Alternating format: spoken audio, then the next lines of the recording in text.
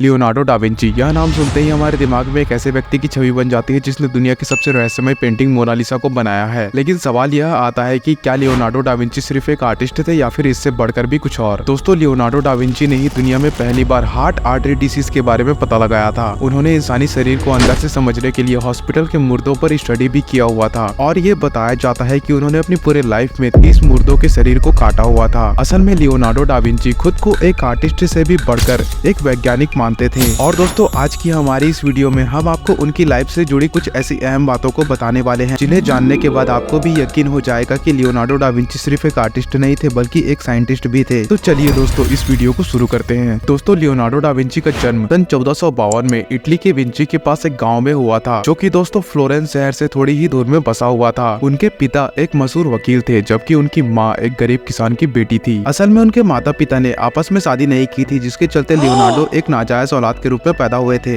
हालांकि Leonardo da Vinci अपने शुरुआती जीवन में किसी भी तरीके की कोई भी शिक्षा हासिल नहीं कर पाए थे, लेकिन दोस्तों उनके आर्टिस्ट होने की खूबी उनके अंदर बचपन से ही थी। इसीलिए दोस्तों, जब उनकी उम्र 15 साल हुई तो उन्होंने फ्लोरेंस के मशहूर आर्टिस्ट एंड्रिया डेल वेरिकियो को ज्वाइन करके उनसे आर्ट सीखना शुरू कर दिया था। बताया जाता है कि बहुत ही कम समय में ही लियोनार्डो डा विंची अपने गुरु से भी बेहतर पेंटिंग बनाने लगे थे। और दोस्तों, जब उन्होंने बैप्टिज्म ऑफ क्राइस्ट नाम की एक पेंटिंग बनाई तो दोस्तों उनकी इस पेंटिंग को देखकर वेरिकियो ने एक कसम खा ली कि वो जिंदगी में कभी भी पेंटिंग नहीं बनाने वाले, क्योंकि दोस्तों लियोनार्डो की पेंटिंग उनकी पेंटिंग से कहीं ज्यादा बेहतर थी। दोस्तों, लियोनार्डो डा विंची एक स्लो पेंटर थे, जिसके चलते उनकी कई सारी पेंटिंग पूरी ही नहीं हो पाती थी। इसके अलावा उनको बहुत सारी अलग अलग चीजों में भी दिलचस्पी थी, जिसकी वजह से दोस्तों उनकी एक पेंटिंग को पूरी होने में कई सालों का वक्त लग जाता था। असल में लियोनार्डो डा विंची इंसानी शरीर को सिर्फ कैनवास पर उतारने के ही शौकीन नहीं थे, बल्कि दोस्तों वह इस बारे में गहराई से समझने की भी इच्छा रखते थे। यहाँ तक कि दोस्तों अपनी सबसे मशहूर पेंटिंग मोनालिसा को उसकी रहस्यमय स्माइल इसलिए दे पाए थे क्योंकि उन्होंने इंसान के चेहरे के उन सभी मसल्स को गहनता से अध्ययन किया हुआ था जो हंसने में इन्वॉल्व होती है। हालांकि दोस्तों उस जमाने में शरीर को अंदर से समझना इतना आसान नहीं होता था,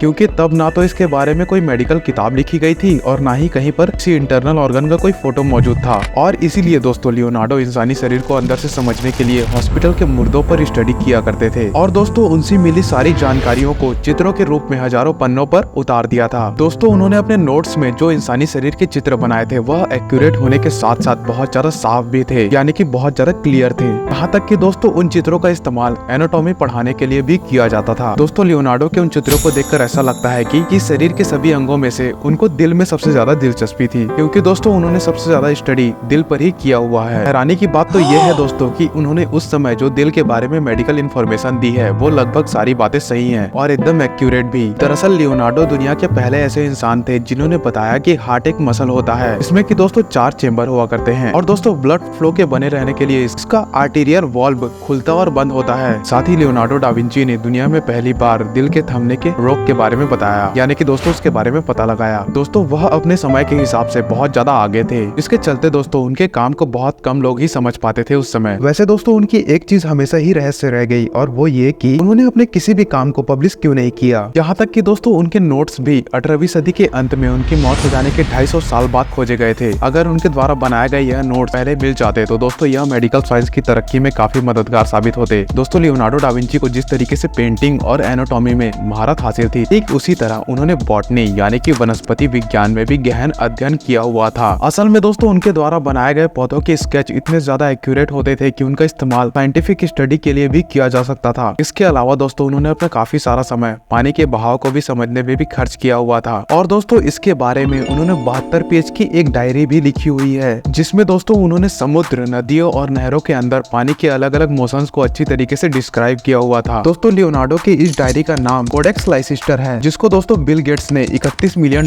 की बड़ी रकम में खरीदा था। और दोस्तों इसी के चलते यह डायरी आज भी दुनिया में अब तक की सबसे महंगी बेची गई डायरी कहलाती है, यानी कि किताब कहलाती है। दोस्तों, लियोनार्डो डा विंची ने लॉक यानी कि जलपास का भी इन्वेंशन किया था, जिसका इस्तेमाल दोस्तों आज भी दुनिया भर के नहरों और जल मार्गों में किया जाता है। वैसे दोस्तों इंजीनियरिंग के मामले में उनका कंट्रीब्यूशन पानी से लेकर आसमान तक का रहा है। दरअसल दोस्तों डा विंची ने सन 1490 में मिलिट्री इंजीनियरिंग के पद पर कार्य करते हुए एक उड़ने वाली मशीन का भी डिजाइन तैयार किया था, जिसको दोस्तों उन्होंने उस समय एरियल स्क्रू का नाम दिया था। लेकिन दोस्तों वो कभी भी अपने इस मशीन पर प्रैक्टिकली काम नहीं कर पाए, लेकिन दोस्तों उनके द्वारा बनाया गया वह मशीन डिजाइन मॉडर्न हेलीकॉप्टर को बनाने में काफी ज्यादा मददगार साबित हुआ था। इसके अलावा दोस्तों उन्होंने पैराशूट को भी डिजाइन किया हुआ था और दोस्तों उनके ही डिजाइन से इंस्पायर होकर 500 साल बाद दुनिया का पहला पैराशूट बनाया गया था। यानी कि दोस्तों उन्होंने उस समय वह चीजें बनाने का प्रयास किया था जो आज उनकी मौत के 500 साल बाद भी दुनिया में इस्तेमाल की जाती है। और दोस्तों इन्हीं सब चीजों से पता चलता है कि वो अपने समय से कितने ज्यादा आगे थे। दरअसल दोस्तों लियोनार्डो डा विंची एक ऐसे जीनियस थे जो सिर्फ मैथ्स में नहीं बल्कि अपने आर्ट में भी मैथमेटिकल इक्वेशन का इस्तेमाल किया करते थे। दोस्तों लियोनार्डो डा विंची एक ऐसे जीनियस थे जो कि ना सिर्फ साइंस में नहीं बल्कि अपने आर्ट में भी मैथमेटिकल इक्वेशन का इस्तेमाल किया करते थे। और दोस्तों उनके द्वारा बनाई गई द लास्ट सफर नाम की यह पेंटिंग इसका परफेक्ट एग्जाम्पल है। दोस्तों यह पेंटिंग दुनिया की दूसरी सबसे महंगी पेंटिंग है। दोस्तों लियोनार्डो डा विंची नई चीजों को ट्राई करने में बिल्कुल भी नहीं कतराते थे। उस समय दोस्तों पेंटिंग बनाने से पहले फ्लोरेंस में उसकी आउटलाइन बनाई जाती थी,